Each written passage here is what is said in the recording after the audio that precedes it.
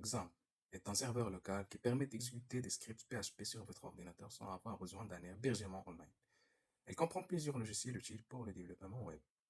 On a la page serveur web pour exécuter les fichiers PHP.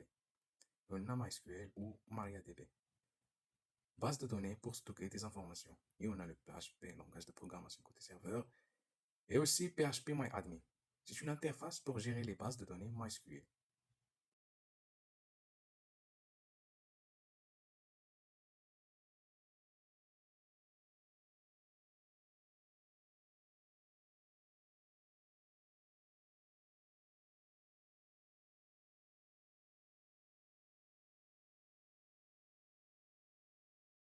PHP MyAdmin est une interface web qui permet de gérer facilement les bases de données MySQL ou MariaDB.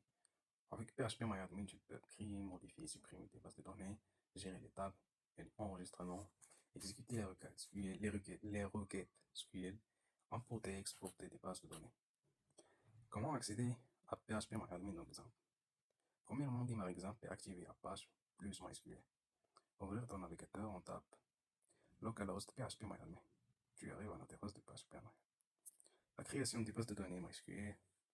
Tu peux cliquer sur base de données, tape le nom de ta base et écrire. Créer une table dans une classe, dans une base de données. Tu peux cliquer sur la base que tu veux créer. Va de l'angle structure, créer une table, ajouter la colonne ID, nom, email, ce que tu veux voulez. Entrer le type de chacun des colonnes, par exemple ID en entier, et bien sûr qu'il est un clé primaire.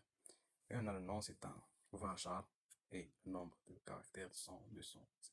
Et on a aussi l'email, aussi varchar, et la taille. Et puis clique sur enregistrer.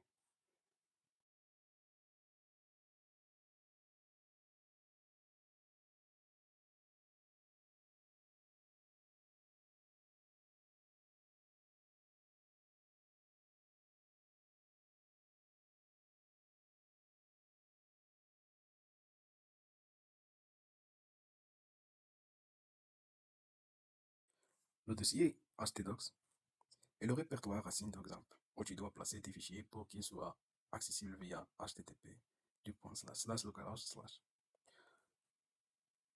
/. htdocs se trouve dans le Windows. Dans le disque local C, XAMPP htdocs, ou pour Linux ou Mac, on entre sur /opt lamp htdocs. Comment on peut utiliser htdocs?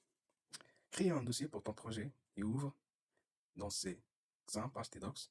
Crée un dossier, par exemple, le nom de ton site web, mets tes fichiers PHP, crée un fichier PHP et coder.